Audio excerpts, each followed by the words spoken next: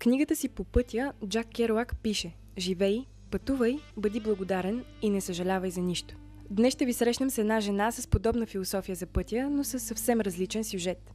Галена Митева, 42-годишна шуменка, по професия икономист, предприема смелото си начинание да измине пътя до Сантяго де Компостела, прочутата катедрала, крайна точка на пътя Камино. Пътят Камино е предизвикателство, в което не всеки може да се впусне. Защо е така и има ли пречистваща сила пътят, ще ни разкаже Галена Митева. Повечето хора, които тръгват на това пътуване, имат определена причина. А твоята каква беше? Как се реши? Причината беше много случайна. Мой познат ми спомена за пътя Камино.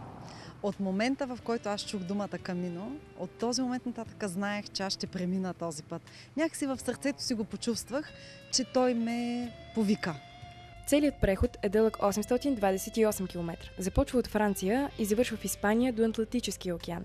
За дългото пътуване са необходими не само хъс и желание, а и стабилна физическа подготовка. При мен подготовката беше около 3 месеца предварително. Това означава да подготвя екипировката, багажа, да приготвя тялото си, да потренирам мускулите си и най-вече да се приготвя психически за този дълъг преход. Приготвянето на багажа е една от най-сложните задачи преди пътуването. За Галена, като жена, козметичните продукти са й липсвали най-много.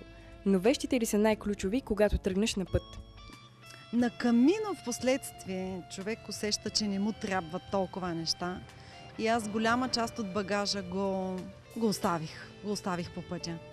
И може би това е един от уроците на пътя, да се научим да елиминираме излишното в живота ни. Имаше ли моменти, в които усещаше страх, в които искаше да се откажеш? Разбира се. Имало е такива моменти. Може би те дойдоха някъде около средата на пътя. Точно на средата аз се обърнах назад и видях колко съм преминала. След това се обърнах напред и видях колко още ме очаква. И точно в този момент усетих едно разколебание. Точно в този момент усетих как се изгубвам някъде. Не знаех защо съм тръгнала, къде съм тръгнала, да вървя ли още, да спирам ли. Но всичко това беше само за един кратък момент и в последствие аз продължих и завърших пътя. Пътят Камино не е просто туристически преход, пътят Камино е учител, който ни припомня най-важните уроци за живота. Именно за това и толкова хиляди хора, търсещи себе си, поемат по него всяка година.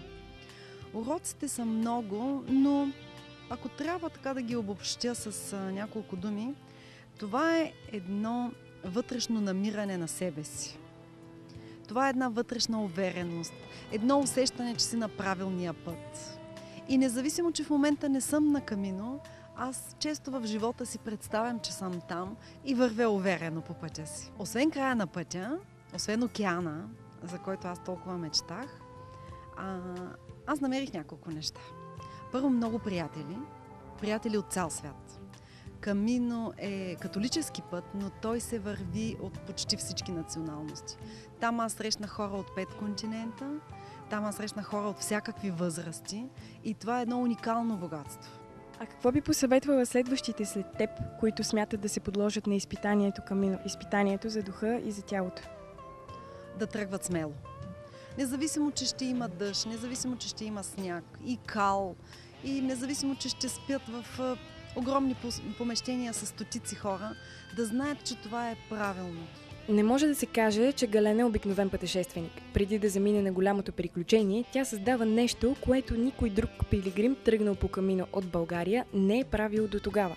Аз обичам предизвикателствата и преди да тръгна, стартирах моя некомерциална страница във Фейсбук.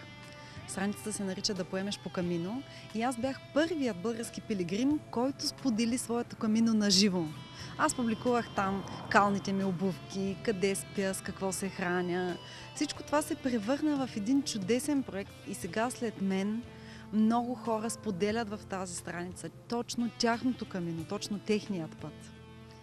И аз искам да пожелая на всички, които тръгват след мен по пътя, да им кажа традиционният поздрав на всички пилигрими, който се казва Буен Камино и означава "на добър път".